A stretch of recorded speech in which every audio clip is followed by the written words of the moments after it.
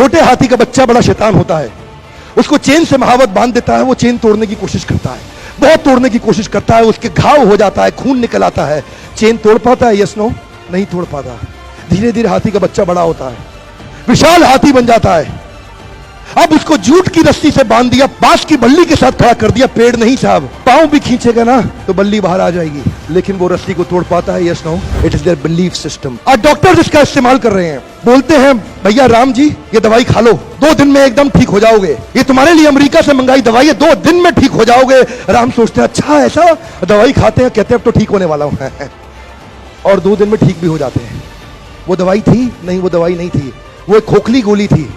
इसको बोलते हैं placebo effect. It is their belief system. ये माइंड इतना पावरफुल है ना, इस माइंड की मदद से ही आदमी, it can break you, it can make you, you can become strongly mental और you can become mentally strong. You can have a hopeless end और you can have an endless hope.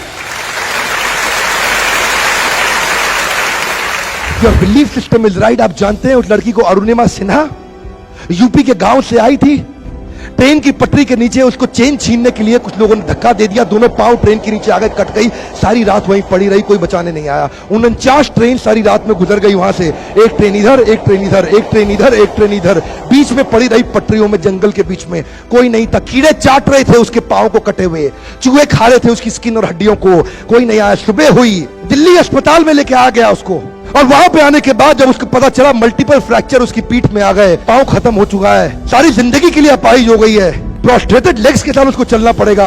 वहां बैठ के क्या बोली? अगर भगवान तूने मुझे बचाया तो जरूर इतिहास रचने के लिए, अब तो मैं एवरेस्ट क्लाइंब करूंगी, अब मैं एवरेस्ट क्लाइंबर बनूंगी। बछेंद्रिय पाल के पास गई, बछेंद्रिय पाल ने क्या कहा? तूने ऐसी अवस्था में एवरेस्ट क्लाइंब करने के लिए सोच लिया? तू तो एवरेस्ट क्लाइंब कर चुकी है, अब तो दुनिया को तारीख पता लगना बाकी रह गया है। और जानते हैं, एक एक करके न केवल उसने माउंट एवरेस्ट बल्कि 7 पीक दुनिया की पार कर ली।